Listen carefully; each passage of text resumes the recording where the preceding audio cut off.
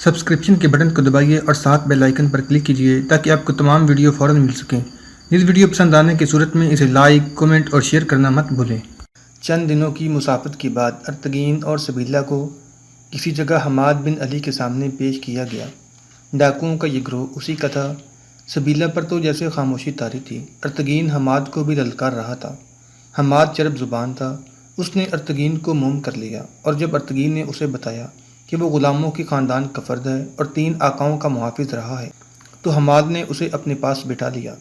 یہاں تم کسی کے غلام نہیں ہو، حماد بن علی نے کہا، یہاں تم بادشاہ ہو، سلطان ہو۔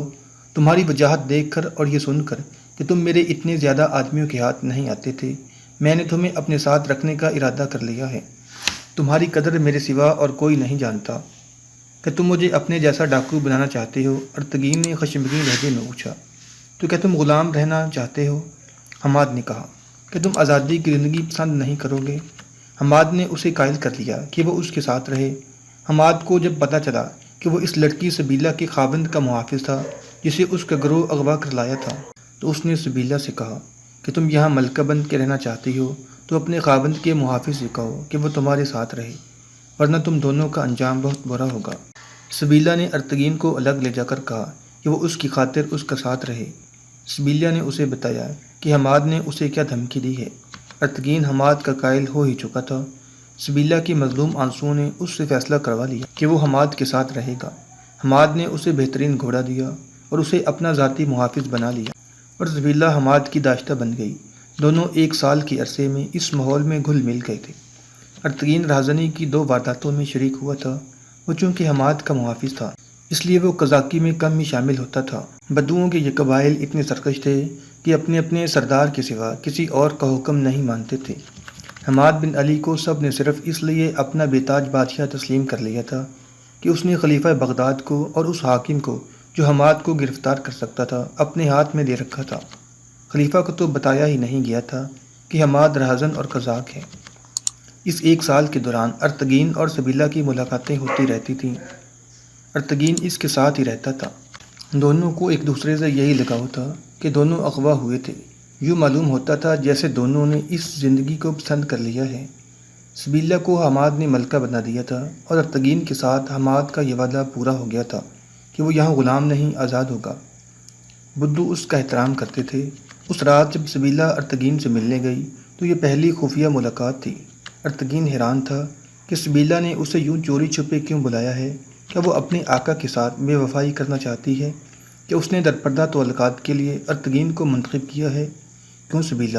ارطغرل نے ادھر ادھر دیکھ کر پوچھا۔ ایسی کیا بات ہے کہ تم نے مجھے دن کے وقت اپنے خیمے میں بلانے کی بجائے رات کے اس وقت یہاں بلایا ہے؟ میں نے تمہیں اپنے مرے ہوئے خاوند کا غلام سمجھ کر نہیں بلایا، سبیلہ نے کہا۔ اپنے آپ کو نہ میرا غلام سمجھو، نہ حماد بن علی کا۔ میں تمہارے سینے میں ایک انسان کو بیدار کرنا چاہتی ہوں، ایسا انسان جو کسی کا غلام نہیں ہوتا، وہ اپنے خدا کا اور اپنے مذہب کا اور اپنے وطن کا غلام ہوتا ہے۔ کیسی باتیں کر رہی ہو سبیلہ؟ ارطغرل نے پھیکی سی ہنسی ہنستے ہوئے کہا۔ معلوم ہوتا ہے تم خواب دیکھ رہی ہو، نیند میں بول رہی ہو۔ یہی بتانے کے لیے تمہیں یہاں بلایا ہے کہ میں جاگ اٹھی ہوں، سبیلہ نے کہا۔ وہ سبیلہ جاگ اٹھی ہے جو غزنی کی فوج کے ایک شتر سوار کی بیٹی تھی۔ یہ بیٹی اس روز مر گئی تھی جس روز اس کی ماں نے اپنے مجاہد خاوند کی موت کے بعد ایک ایسے آدمی کے ساتھ شادی کر لی تھی جو مجاہد نہیں تھا۔ پھر یہ بیٹی بک گئی تمہارے آقا کے ہاتھ۔ میں نے اس بیٹی کا گلا گھونٹ دیا تھا۔ عورت اور غلام کی لوہے تقریر پر یہی لکھا ہوتا ہے، ارطغرل نے کہا۔ تم نے بھی اپنی قسمت دیکھ لی ہے، میں نے بھی اپنی تقریر کا لکھا دیکھ لیا ہے، لیکن مجھے اس کا کوئی افسوس نہیں۔ میں غلام پیدا ہوا تھا، قبیلے کے ساتھ خانہ بدوشی میں پل کر جوان ہوا اور ہاتھوں ہاتھ بکتا رہا۔ میں نے صرف ایک بار سنا تھا کہ اسلام کسی انسان کو اجازت نہیں دیتا کہ وہ کسی انسان کو اپنا غلام بنائے۔ میں ہنس پڑا تھا کیونکہ انسانوں کو غلام رکھنے والے مسلمان ہی تھے، وہ گناہ گار تھے، سبیلہ نے کہا۔ اسلام کی نگاہ میں کسی کو غلام رکھنا گناہ ہے۔ میری شادی تمہارے آقا سے ہوئی تو یہ بھی گناہ تھا۔ یہ شادی نہیں تھی، یہ سودا ہوا تھا، مجھے بیچا گیا تھا۔ میں شروع کے چند دن اداس رہی، پھر اپنے آپ کو سنبھال لیا۔ یہ تو عورت کی قسمت ہی ایسی لکھی گئی ہے۔ میں نے اپنے آپ کو مار لیا اور میں خوش رہنے لگی۔ تم نے مجھے ہنستے بھی دیکھا تھا، مگر یہ میرا جسم تھا جو زیور اور ریشمی کپڑوں سے سجا ہوا تھا، اور یہ میرا حسن تھا جس نے مجھے فروخت کرایا تھا۔ میری روح روتی تھی۔ تمہاری شادی کسی تم جیسے جوان اور خوبرو مرد کے ساتھ ہونی چاہیے تھی، ارطغرل نے کہا۔ میں اپنی شادی کا رونا نہیں رو رہی، سبیلہ نے کہا۔ جب میرا باپ زندہ تھا تو میں نے کبھی سوچا بھی نہیں تھا کہ میری شادی ہوگی۔ باپ نے میرے ذہن میں یہ ڈال دیا تھا کہ میں مسلمان ہوں اور کفر کو جان اور مال کی قربانی دے کر ختم کرنا میرا فرض ہے۔ کبھی کبھی مجھے یوں لگتا تھا جیسے ہندوستان کے بت خانے مجھے للکار رہے ہیں۔ میرا باپ 2 مرتبہ ہندوستان گیا تھا۔ وہ کفرستان کے قلعوں کی تسخیر میں شریک تھا۔ اس نے دیوتاؤں کے بت ٹوٹتے دیکھے تھے۔ اس نے بت خانوں میں اذانیں سنی تھی۔ میرا باپ ان مجاہدین اسلام میں سے تھا جن کی عمر میدان جہاد میں گزر جاتی ہے۔ میری رگوں میں اس باپ کا خون ہے، سبیلہ، ارطغرل نے کہا۔ کیا تم بھول گئی ہو کہ ہم دونوں کہاں بیٹھے ہیں؟ کسی نے دیکھ لیا تو حماد ہم دونوں کو ہاتھ پاؤں باندھ کر صحرا میں پھینک دے گا۔ صحرا کی موت کو تصور میں لا سکتی ہو؟ مجھے جلدی جلدی بتاؤ کہ آج رات تم اپنے ماضی کو کیوں یاد کر رہی ہو؟ اگر تم نے اپنا من مار لیا تھا تو اسے زندہ کیوں کر رہی ہو؟ یہ زنجیریں ٹوٹ نہیں سکتی جن میں تم اب جکڑی گئی ہو۔ میں تو دیکھ رہا تھا کہ تم یہاں خوش ہو۔ ہاں ارطغرل، سبیلہ نے کہا، میں یہاں خوش تھی۔ اگر انسان صرف گوشت اور ہڈیوں کا مجسمہ ہے تو میں یہاں بہت خوش تھی، مگر رات میرا مجسمہ مر گیا ہے اور روح زندہ ہو گئی ہے۔ قزاق کی داشتہ مر گئی ہے اور مجاہد کی بیٹی زندہ ہو گئی ہے۔ اب میں تمہیں بیدار کرنے آئی ہوں۔ مجھے تمہاری مدد کی ضرورت ہے۔ کیا میں تمہیں یہاں سے بھگا لے جاؤں؟ ارطغرل نے پوچھا۔ بڑا مشکل کام ہے۔ نہیں، سبیلہ نے کہا، میں یہاں سے نہیں بھاگوں گی۔ تم بھاگ جاؤ۔ سنو ارطغرل، جب تم میرے خاوند کے محافظ اور غلام تھے تو میرا تمہارے ساتھ کیسا سلوک تھا تمہیں یاد ہے؟ ایک بار میرا خاوند تمہیں کہیں بھیج رہا تھا اور تم بیمار تھی، مگر میرا خاوند کہہ رہا تھا کہ تم کا راستے میں مر جاؤ، تمہیں جانا پڑے گا۔ اس وقت میں نے تمہیں بچایا تھا۔ میں خاوند سے لڑ پڑی تھی کہ وہ تمہیں اس حالت میں اتنے لمبے سفر پر بھیج رہا تھا کہ تم اپنے پاؤں پر کھڑے ہونے کے قابل نہیں تھے۔ میں نے تمہیں رکوا لیا تھا اور میں طبیب کو تمہارے علاج کے لیے لائی تھی۔ تم نہیں جانتے کہ اپنے خاوند سے مجھے کیسی کیسی بیہودہ باتیں سننا پڑی تھیں۔ مجھے یاد ہے سبیلہ، ارطغرل نے کہا۔ آقا نے مجھے بھی بہت کچھ کہا تھا اور اس نے یہاں تک کہا تھا کہ تمہاری اور سبیلہ کی ایک دوسرے میں یہ دلچسپی فوراً ختم ہو جانی چاہیے، ورنہ تم جانتی ہو کہ غلاموں کی سزا کیا ہے۔ میں ان قزاقوں کے ساتھ خوش ہوں سبیلہ، یہاں مجھے کوئی غلام نہیں کہتا۔ اگر تم کسی تکلیف میں ہو تو تم نے میرے ساتھ جو نیکیاں کی ہیں ان کا صلہ دینے کے لیے اپنی جان بھی قربان کر دوں گا۔ سبیلہ کچھ دیر چپ چاپ رہی اور ارطغرل کو دیکھتی رہی۔ صحرا کی وہ رات بھی چپ چاپ تھی۔ خیمہ گاہ میں جیسے لاشیں پڑی تھیں۔ صحرائی لومڑیاں بھی سو گئی تھیں، مگر سبیلہ کے سینے سے بگولے اٹھ رہے تھے۔ کہو سبیلہ، ارطغرل نے کہا، چپ کیوں ہو گئی ہو؟ اپنے غلام کو آزما لو۔ سوچ رہی ہوں کہ تم میری بات سمجھ بھی سکو گے یا نہیں، سبیلہ نے آہ لے کر کہا۔ کہہ دیتی ہوں، سن لو، مجھے اپنی ذات کے لیے کچھ نہیں چاہیے، کوئی صلہ نہیں چاہیے۔ تم نے حماد بن علی کی باتیں غور سے سنی تھیں، جو وہ بدوؤں کے سرداروں سے کہہ رہا تھا۔ وہ غزنی کے حاجیوں کے قافلے کو لوٹنا چاہتا ہے۔ کہ تم اسے روک سکتی ہو؟ ارطغرل نے کہا کہ تم نے ابھی تک غزنی کو دل سے اتارا نہیں۔ اتار دیا تھا، سبیلہ نے کہا، لیکن غزنی کی آبرو میرے خون میں موجود ہے۔ حماد جب غزنی کا قافلہ لوٹنے کی باتیں کر رہا تھا تو میں نے کچھ بھی محسوس نہ کیا، مگر جب اس نے میرے سر پر ہاتھ رکھ کر کہا کہ یہ غزنی کے حسن کا نمونہ ہے اور یہ تمہارا انعام ہوگا اور غزنی کے قافلے کے ساتھ ایسی بہت سی لڑکیاں ہوں گی، تو میرا جسم کانپ اٹھا، جیسے ہوا کا بڑا ہی سر جھونکا آیا ہو یا زمین ہل گئی ہو۔ میرا مجاہد باپ میری آنکھوں کے سامنے آ گیا۔ اس کی وہ باتیں مجھے سنائی دینے لگیں جو وہ 12-13 برس کی عمر تک مجھے سناتا رہا تھا۔ میں عورت تھی۔ حماد کی زبان کا تیر میرے دل میں اتر گیا۔ میں اس پر جوابی حملہ نہ کر سکی۔ تم نے شاید اسی بات سے خفا ہو کر میری طرف دیکھا تھا، ارطغرل نے پوچھا۔ ہاں، سبیلہ نے کہا۔ میرے سینے میں انتقام کا شعلہ بھڑک اٹھا تھا اور اس وقت خدا کے بعد صرف تم تھے جس کی طرف میں دیکھ سکتی تھی، مگر تمہارا چہرہ بتا رہا تھا کہ تم نے کچھ بھی محسوس نہیں کیا۔ میں نے اسی وقت سوچ لیا تھا کہ تمہیں تنہائی میں بلاؤں گی اور تمہارے دل میں بھی اسی مٹی کی آبرو کا احساس بیدار کروں گی جس نے تمہیں جنم دیا تھا۔ میں نے یہ بھی سوچا تھا کہ میں بے بس اور مجبور ہوں اور قزاق قبیلوں کے اس بادشاہ کا میں کچھ بھی نہیں بگاڑ سکتی۔ میں نے یہ چوٹ اور برداشت کرنے کا ارادہ کیا تھا، مگر حماد کے خیمے میں جا کر اس نے مجھے بدمست اور مخمور نگاہوں سے دیکھا، اور جب میں نے اس کے جسم کی تپش محسوس کی تو میرے سینے کے شعلے پھر بھڑک اٹھے۔ ارتگین خاموش تھا، جیسے وہ کچھ سن ہی نہ رہا ہو۔ سن رہے ہو ارتگین؟ سن رہا ہوں، ارتگین نے کہا۔ تمہارے انتقام کے شعلے بے بس اور مجبور ہیں، حماد نے کہا۔ سبیلہ، سنا ہے غزنی کا سلطان محمود اپنے آپ کو بت شکن کہلاتا ہے؟ اس نے کہکا لگا کر کہا۔ محمود مجھ جیسا لٹیرا ہے، ڈاکہ زن ہے، میں کسی روز اس بت شکن کا بت توڑ دوں گا۔ یہ سن کر میرا خون کھول اٹھا۔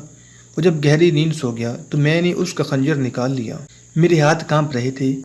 میں نے شمع کی روشنی میں اندازہ کر لیا کہ اس شخص کا دل کہاں ہے۔ میں اسے ایک ہی وار میں ٹھنڈا کر دینا چاہتی تھی۔ پھر میرے ہاتھ ساکن ہو گئے۔ مجھے اطمینان ہونے لگا کہ میں غزنی کی توہین کا اور غزنی کے سلطان کی توہین کا انتقام لے رہی ہوں۔ میرا ہاتھ اوپر اٹھا اور ایسے لگا کہ کسی غیبی ہاتھ نے میرا ہاتھ پکڑ لیا ہو۔ مجھے آواز سی سنائی دی، اس ایک شخص کو قتل کر کے نہ تم زندہ رہ سکتی ہو، نہ ان بدوؤں سے غزنی کے قافلے میں آنے والی بیٹیوں کو بچا سکتی ہو۔ صبح یہ وحشی اور درندے اپنے بادشاہ کے خون کا جو انتقام تم سے لیں گے، اسے تصور میں لاؤ۔ میرا ہاتھ رک گیا۔ میں نے سوچا، بہت سوچا۔ میں کوئی جرم نہیں کر رہی تھی، اس لیے عقل میرا ساتھ دے رہی تھی۔ مجھے یاد آ گیا کہ میں نے تمہیں بلا رکھا ہے، تم سے بات کر کے کچھ کروں گی۔ ارتگین، غزنی کی بیٹیاں قزاقوں کی داشتائیں نہیں بنیں گی۔ سلطان محمود قزاق اور لٹیرا نہیں۔ میں ان بیٹیوں کی آبرو بچانے کے لیے کفارہ ادا کروں گی۔ کیا حماد بن علی کو میرے ہاتھوں قتل کرانا چاہتی ہو؟ نہیں، سبیلہ نے جواب دیا۔ اس ایک آدمی کی قتل سے کچھ حاصل نہ ہوگا۔ یہ مر گیا تو بھی یہ لوگ غزنی کے قافلے کو لوٹ لیں گے۔ میں نے یہ سوچا ہے کہ تم یہاں سے نکل جاؤ، میں یہیں رہوں گی۔ اگر میں بھی تمہارے ساتھ نکل بھاگی تو یہ لوگ ہمارا پیچھا کریں گے۔ تم مرد ہو، گھوڑا تیز دوڑا سکتے ہو، سفر کی سختیاں برداشت کر سکتے ہو۔ میں شاید نہ کر سکوں، میں تمہارے لیے بوجھ نہ بن جاؤں۔ رفتار سست ہوئی تو ہم پکڑے بھی جائیں گے۔ یہ لوگ میرا بھی پیچھا کر سکتے ہیں، ارتگین نے کہا۔ انہیں یہ خطرہ ہوگا کہ میں غزنی جا کر اطلاع دے دوں گا کہ راستے میں قافلے پر حملہ ہوگا اور سلطان محمود قافلے کے ساتھ فوج کے 1-2 دستے بھیج دے گا۔ اس کے باوجود تم چلے جاؤ، سبیلہ نے کہا۔ ہمیں خطرہ تو مول لینا ہی ہوگا۔ تم ڈر رہی ہو، تمہارا ڈر بجا ہے۔ تمہاری کوئی بیٹی نہیں، تمہاری کوئی بہن نہیں۔ میں تمہاری بہن ہوتی تو تم میری عزت پر مر مٹتے۔ ارتگین، غزنی کی مٹی تمہاری بیٹی ہے، تمہاری بہن اور تمہاری ماں ہے۔ میں جانتی ہوں کہ اس مٹی نے تمہیں کچھ نہیں دیا، تمہیں وہاں غلام سمجھا گیا۔ میں اچھی طرح سمجھتی ہوں کہ جس ملک کے حکمران اپنی رعایا کو بھوکا اور ننگا رکھتے ہیں اور اسے ان حقوق سے محروم رکھتے ہیں جو انسان کو خدا نے دیے ہیں، تو انسانوں کے دلوں سے اپنے وطن اور اپنے مذہب کی محبت نکل جاتی ہے۔ وہاں بھائی بھائی کا دشمن ہو جاتا ہے۔ میں تمہیں یقین دلاتی ہوں کہ تم سلطان محمود کے پاس پہنچ گئے اور اسے یہ بتایا کہ تم غلام تھے تو وہ تمہیں گلے لگا لے گا۔ سبیلہ نے کہا۔ پھر تم غلام نہیں رہو گے، تم سلطان کی نگاہ میں اور خدا کی نگاہ میں بھی قابل احترام انسان بن جاؤ گے۔ اپنے آپ میں غیرت بیدار کرو ارتگین۔ اپنے وطن اور اپنے مذہب کی بیٹیاں وطن کی آبرو ہوتی ہیں۔ وہ قومیں ذلیل و خوار ہوتی ہیں جو اپنی بیٹیوں کی ناموس کو فراموش کر دیتی ہیں۔ میں تمہاری ایک بات بھی نہیں سمجھ سکا سبیلہ، ارتگین نے کہا۔ میرے دل میں کسی نے وطن کی محبت پیدا ہی نہیں کی۔ مجھے نوکری کرنی ہے، اسی لیے ایک قزاق کے پاس بھی مطمئن ہوں، لیکن تم جو کہو گی کروں گا۔ تم مظلوم ہو، پھر بھی تمہارا ایمان محفوظ ہے۔ میں کہہ چکا ہوں کہ تمہاری نیکیوں کا صلہ ضرور دوں گا۔ کہو مجھے کیا کرنا ہے؟ یہاں سے اس طرح نکلو کہ کسی کو پتہ نہ چلے، سبیلہ نے کہا۔ تم راستے سے واقف ہو، 15-20 دنوں میں غزنی پہنچ جاؤ گے۔ اگر غزنی کے حاجیوں کا قافلہ وہاں سے چل پڑا ہو تو اسے روک لینا اور میر کارواں کو بتا دینا کہ راستے میں کیا خطرہ ہے۔ اس سے کہنا کہ تم فوج کا انتظام کرنے جا رہے ہو۔ اگر قافلہ ابھی وہیں ہو تو سلطان محمود کے پاس چلے جانا اور اسے بتانا کہ قافلے پر 5000 بدو حملہ کریں گے۔ سلطان سے یہ ضرور کہہ دینا کہ قوم کی ایک بیٹی نے پیغام بھیجا ہے کہ حجاز کے قافلے نہیں رک سکتے، قزاقوں کو روکا جا سکتا ہے۔ فوج کو ساتھ بھیجنا، ورنہ غزنی کی بیٹیاں بابل اور بغداد کے بازاروں میں بک جائیں گی۔ سلطان سے کہنا کہ قافلے سے ایک بھی بیٹی اغوا ہو گئی تو خدا سلطان کو کبھی نہیں بخشے گا۔ میں کہہ دوں گا، ارتگین نے کہا۔ میں کہہ دوں گا، دعا کرو کہ میں زندہ وہاں پہنچ جاؤں۔ مگر تم یہاں سے نہیں نکلو گی۔ میں تمہیں اس درندے کے پاس چھوڑ کر کس طرح جا سکوں گا؟ تم چلے جاؤ ارتگین، تم چلے جاؤ، سبیلہ نے جذبات سے لرزتی آواز میں کہا۔ اگر زندہ رہی تو باقی عمر تمہاری غلام رہوں گی۔ میرے جسم اور میری روح کے مالک صرف تم ہوگے، پھر تم نہیں، میں غلام ہوں گی۔ تم غزنی پہنچ جاؤ گے، تم کوئی گناہ نہیں کر رہے، خدا تمہارے ساتھ ہے۔ کہ تم ان لوگوں کو کسی طرح میرے تعاقب سے روک سکتی ہو؟ کوشش کروں گی، سبیلہ نے کہا۔ میں نے ان لوگوں سے بہت کچھ سیکھ لیا ہے۔ تمہیں اپنا آقا یاد ہے؟ تمہیں اپنا آقا یاد ہے نا، جو میرا خاوند تھا؟ اس کی بیویوں کو تم بھی جانتے تھے، اور تم یہ بھی جانتے تھے کہ میرے خاوند کی محل جیسی حویلی میں کیسی کیسی سازشیں ہوتی تھیں۔ جہاں دولت اور عورت ہو، وہاں سے خلوص اور شرافت رخصت ہو جاتی ہے۔ میں شیطان کی اس دنیا کا ایک حصہ بنی رہی ہوں، میں ہر شیطانی کام کر سکتی ہوں۔ تم یہاں کے ایک سردار گوکیل کو جانتے ہوگے، جس نے کہا تھا کہ وہ 1000 آدمی اپنے ساتھ لائے گا۔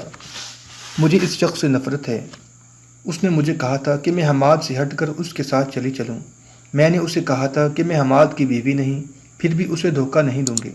اس نے مجھے لالچ دیے تھے اور پھر دھمکی دی تھی کہ وہ مجھے اغوا کر لے گا۔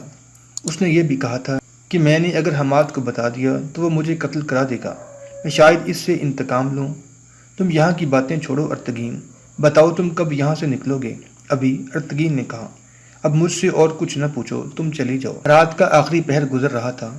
سبیلہ نے اس کا ایک ہاتھ اپنے دونوں ہاتھوں میں لے کر آنکھوں سے لگایا، پھر چوما اور وہاں سے اپنے خیمے میں آ گئی۔ خیمہ گاہ میں وہی سکوت تھا جو پہلے تھا۔ ان لوگوں کو جاگنے کی کوئی جلدی نہیں تھی۔ ارتگین ان کے بے تاج بادشاہ کا خاص محافظ تھا۔ اسے خیمہ گاہ میں گھومتے پھرتے کوئی گھوڑا یا اونٹ کھولتے کوئی روک نہیں سکتا تھا۔ جس خیمے میں کھانے پینے کا سامان پڑا تھا، وہاں سے کچھ اٹھاتے بھی اسے کوئی روک نہیں سکتا تھا۔ اس نے جب دیکھا کہ سبیلہ اپنے خیمے میں پہنچ گئی ہوگی، وہ اپنے خیمے میں گیا، برچھی، تلوار، کمان اور ترکش اٹھائی، کچھ کپڑے لیے، سفری تھیلے اٹھائے اور اسد والے خیمے میں چلا گیا۔ وہاں سے پانی کے مشکیزیں اور کھانے کا سامان اٹھایا اور ایک اونٹ جا کھولا، سامان اس کے ساتھ باندھا اور اس پر سوار ہو کر اسے سبیلہ اپنے خیمے میں پردہ ذرا ہٹا کر دیکھ رہی تھی۔ اسے خیمے سیاہ ڈیریوں کی طرح نظر آ رہے تھے۔ اس کا دل دھڑک رہا تھا۔ کچھ دیر بعد اسے خیموں سے دور ایک اونٹ کا ہیولہ اس طرح نظر آیا جیسے اونٹ افق کی لکیر پر چلا جا رہا ہو۔ سبیلہ کے ہونٹوں سے دعا سرگوشیاں بند کے نکلنے لگی اور اونٹ کا ہیولہ چھوٹا ہوتا گیا، دور ہٹتا گیا، پھر وہ اس کی آنسوؤں کی دھند میں چھپ گیا۔ سبیلہ بستر پر جا گری اور اس کی آنکھ لگ گئی۔ اس کی جب آنکھ کھلی، آدھا دن گزر گیا تھا، وہ اٹھ بیٹھی۔ اسے رات کی بات یاد آئی تو اسے خوف سا محسوس ہوا، جیسے ارتگین اسے دھوکہ دے کر حماد کو بتا دے گا۔ وہ خیمے سے نکلی، ارتگین کے خیمے کا پردہ اٹھایا، وہ وہاں نہیں تھا۔ اس کے ہتھیار اور اس کے کپڑے بھی وہاں نہیں تھے۔ سبیلہ ارتگین کے خیمے سے نکل رہی تھی تو حماد اپنے خیمے سے باہر آیا۔ اس نے سبیلہ کو اپنے پاس بلا کر پوچھا کہ وہ ارتگین کے خیمے میں کیا لینے گئی تھی۔ سبیلہ نے اپنے چہرے پر گھبراہٹ کا تاثر پیدا کر کے کہا، میں ارتگین کو دیکھنے گئی تھی کہ وہ وہاں ہے یا نہیں۔ مجھے ڈر ہے کہ وہ زندہ نہیں ہے، وہ قتل ہو چکا ہے۔ قتل؟ حماد بن علی نے پوچھا۔ تمہارا دماغ ٹھکانے معلوم نہیں ہوتا۔ یہاں کون کسی کو قتل کر سکتا ہے؟ گوگیل، سبیلہ نے کہا۔ گوگیل نے ارتگین کو غائب کر دیا ہے۔ اب میری باری ہے۔ میں نے آپ کو پہلے نہیں بتایا تھا۔ آپ جب مجھے یہاں لائے تھے تو گوگیل نے مجھے لالچ اور دھمکیاں دے کر منوانے کی کوشش کی تھی کہ میں آپ سے بھاگ کر اس کے پاس چلی جاؤں۔ میں نے اسے کہا تھا کہ میں اپنے آقا کو دھوکہ نہیں دوں گی۔ اس کے بعد وہ اب آیا ہے۔ گزشتہ رات میں آپ کے ساتھ آپ کے خیمے میں گئی تھی، آپ سو گئے تو میں وہاں سے نکل کر اپنے خیمے میں جانے کی بجائے ٹہلتے ٹہلتے پانی تک چلی گئی۔ گوگیل شاید میرا پیچھا کر رہا تھا، وہ میرے پاس آ گیا اور مجھے ورغلانے لگا۔ میں نے اسے ٹالنا چاہا تو اس نے مجھ پر دست درازی کی۔ میں اپنے آپ کو اکیلی سمجھ رہی تھی، لیکن اچانک ارتگین آ گیا تو مجھے بتائے بغیر میری حفاظت کے لیے مجھ سے کچھ دور موجود رہا۔ گوگیل نے اسے آپ کا غلام سمجھ کر گالیاں دیں اور وہاں سے چلے جانے کو کہا۔ ارتگین نے اسے بڑی دلیری سے کہا کہ وہ اپنے آقا کی عزت پر جان قربان کر دے گا۔ گوگیل نے اسے کہا کہ یہ رات تمہاری زندگی کی آخری رات ہے، جاؤ، اگر زندہ رہنا چاہتے ہو تو اپنے آقا کے خیمے میں سونا۔ وہ چلا گیا۔ ارتگین مجھے میرے خیمے میں چھوڑ کر چلا گیا۔ میں جانتی ہوں کہ گوگیل درندہ ہے، اس نے رات کو ارتگین کو غائب کرا دیا ہے۔ حماد بن علی غصے سے پھنکارنے لگا اور اس نے گوگیل کو بلا بھیجا۔ میں جانتا ہوں کہ تم قبیلے کے سردار ہو، حماد بن علی نے گوگیل سے کہا، لیکن تم بھول گئی ہو کہ میں کون ہوں۔ میں تمہیں بخش دوں گا، میرا آدمی مجھے واپس کر دو۔ کون سا آدمی؟ گوگیل نے حیران ہو کر پوچھا۔ ارتگین، حماد نے کہا، میرا محافظ جو گزشتہ رات تمہارے اور سبیلہ کے درمیان آ گیا تھا۔ گوگیل حیران و پریشان ہو گیا۔ سبیلہ نے حماد سے کہا کہ یہ شخص اپنا جرم چھپانے کے لیے انجان بن رہا ہے۔ گوگیل، حماد بن علی نے اسے کہا کہ تم ایک غلام اور ایک داشتہ کی خاطر مجھ سے دشمنی مول لے رہے ہو۔